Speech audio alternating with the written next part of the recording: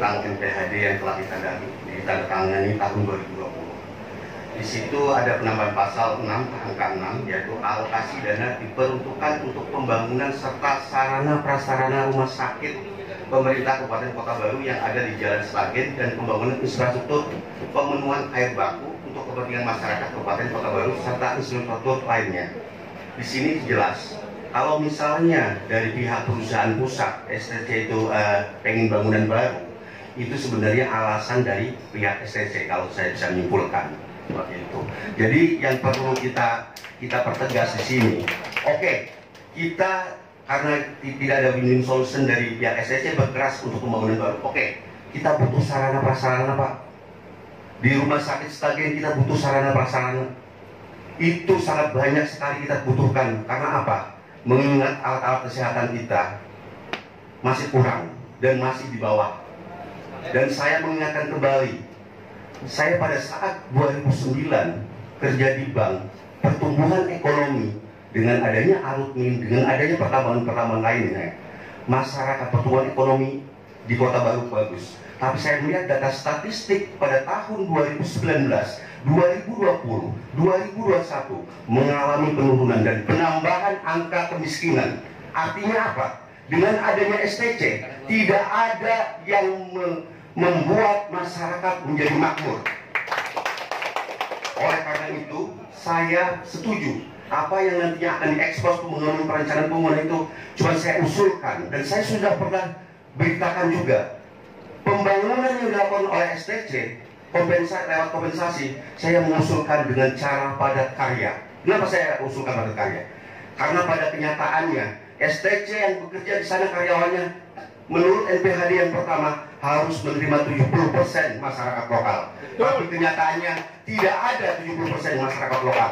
Artinya saya di sini menekankan adalah pertumbuhan ekonomi masyarakat Kota Baru. Dengan adanya pembangunan tapi berjalan lurus dengan pertumbuhan ekonomi masyarakat Kota Baru. Kita ingat, Pak, kemiskinan kita di angka 16.000 orang, naik dari tahun 2020. 2020 kita sudah bisa tekan 14.000 kemiskinan. Tapi kenyataannya dengan adanya COVID sekarang naik jadi 16.000. Jadi apa fungsinya STC? Hadirannya kadang. Saya waktu kerja di bank, ada kreditur saya kredit truk. Untuk apa, Pak? Untuk di Arutmin. Sekarang apa?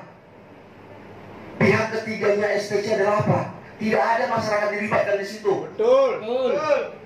Sekarang semuanya Hilcon yang di Pulau Timur, apalagi PT apalagi saya nggak mencermati. Saya pun miris, Pak, sebagai sekretaris Komisi 2 yang membidangi mitra dengan PST STC. Setiap memanggil pasti jawabannya seperti itu terus. Sedangkan saya juga tidak pernah tahu apa rencana pembangunan yang akan dilakukan oleh kompensasi itu. Mungkin itu aja, Pak. Saya menekankan bila pembangunan itu terjadi, saya minta pembangunan dengan sistem padat karya agar bisa meningkatkan perekonomian masyarakat Kota Baru. Terima kasih. Wassalamualaikum warahmatullahi wabarakatuh. Yang kami hormati Bapak Ibu sekalian yang berhadir pada hari ini, menyimak tadi penjelasan baik dari pihak eksekutif maupun legislatif juga, bahkan dari pihak STC, kayaknya kita ini masyarakat selalu diberi angin segar. Jujur. Dan salah satu yang saya apresiasi adalah masyarakat Kota Baru terlalu sabar melihat kondisi seperti ini, dan pada dasarnya kita juga mempertanyakan hal seperti ini akibat terlalu banyak perencanaan yang ngawur ke perencanaan. Kenapa ngawur? Ini barang sudah dari bertahun-tahun, sehingga kita berasumsi ini sebenarnya dana kompensasi ini dana gaib yang belum bisa dirasakan semua oleh masyarakat. Satu. Yang kedua adalah dalam perencanaan tadi saya benar tidak ada bicara skala prioritas. Skala prioritas tidak ada dibicarakan dalam perencanaan itu. Tadi kita juga dapat masukan dari beberapa kepala desa yang wilayah mereka terdampak langsung. Mereka juga mempertanyakan dibangunkan apa di mereka. Tidak ada skala prioritas bagi mereka yang terdampak langsung.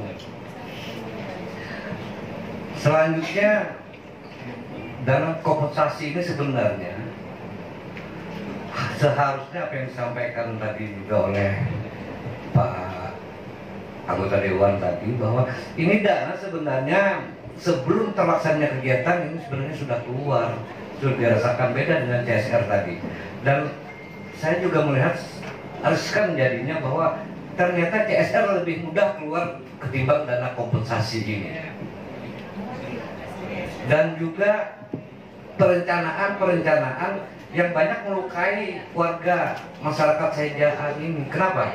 Ada bangunan yang bukan untuk kepentingan publik kok bisa cepat direncanakan. Kita sudah tahu pembangunan kayak kantor Kodim, Lana, itu kan itu bukan untuk kepentingan publik, harusnya menjadi skala prioritas dulu. Silahkan bangunkan mereka, tapi selesaikan dulu punya kepentingan masyarakat. Kita sepakat saja, setuju saja bangunan itu dibangunkan ke mereka, tapi didahulukan dulu lah untuk masyarakat. Apalagi melihat tadi rumah sakit sepertinya tidak akan jadi dilanjutkan. Padahal dari awal kesepakatan bahwa rumah sakit itu akan dibangunkan. Jujur Pak, sebelum terjadinya kompensasi yang ini, dulu kami sangat berharap bahwa jembatan yang akan dibangun, jembatan yang menjadi kebanggaan kami warga Kota Baru, yang akan dibangun menuju daratan Kalimantan. Namun pada prosesnya ternyata dialihfungsikan lagi menjadi dana yang dibangunkan ke infrastruktur lain. Oke, tidak masalah. Setelah disepakati ternyata tidak ada skala prioritas. Kami masyarakat ini sakit hati sebenarnya melihat seperti ini. Harusnya bangunkan dulu. Kalau memang kesepakatan dari awal melanjutkan rumah sakit, kenapa tidak dilanjutkan? Ditambah lagi dengan perencanaan-perencanaan yang ngawur. Kota Baru ini kan orang bungul, banyak orang pintar dalam perencanaan. Tapi kok bisa bolak-balik seperti itu? Kota Baru ini orang pintar, perencanaannya hebat. Tapi kenapa bisa bolak-balik? Kita tidak paham di balik itu ada apa pertanyaannya. Apakah ada posisi tawar atau ada deal-deal yang lain, kita tidak tahu. Tapi kami sekali lagi menegaskan Ketua, hari ini selanjutnya kami hanya ingin melihat ada bangunan itu muncul. Kalau selalu rapat, kasihan masyarakat. Akhirnya kita hanya bisa bermimpi. Sementara yang di tingkat mengambil kebijakan, keputusan itu saling melihat ketawa saja. Wah, ini masyarakatnya sudah sekarang nggak apa-apa, diam aja, nggak apa-apa, sebenarnya kita sudah rapat, kita undang mereka. Janganlah seperti itu lagi. Harapan kami hari ini ada keputusan, dan di tahun ini juga ada realisasi nyata. Kami ini ingin realisasi nyata, bukannya sekedar nanti wacana, rencana. Jangan lagi lah. Kelawasan ini barang sudah lawas, kita akan tapai basi sudah ini. Kelawasan sudah ini. Nah itulah kenapa dulu, ini kembali lagi kenapa dulu Pak, kami ini sudah berpikir mindsetnya ke depan ini akan terjadi pasti seperti ini. Makanya dulu orang yang pertama-tama menolak sama sekali tambang di Pulau Laut ini. Tapi karena sudah negara mengizinkan, oke kita profesional, kita terima. Tapi kewajiban dan hak kami harus dipenuhi itu. Demikian Ketua, terima kasih. Terima kasih.